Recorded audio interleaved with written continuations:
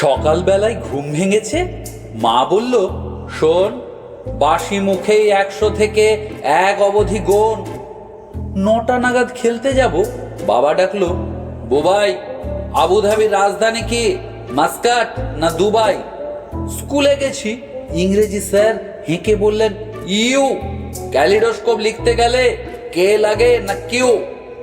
খেলতে গেছি, ছোটন আমার প্রথম বলেই আউট। আম্পায়ারটা বলল, ওটা বেনিফিট অফ ডাউট।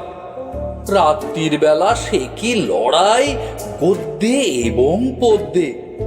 এমন কপাল, লোডশেডিংও হয় না মাঝে মধ্যে।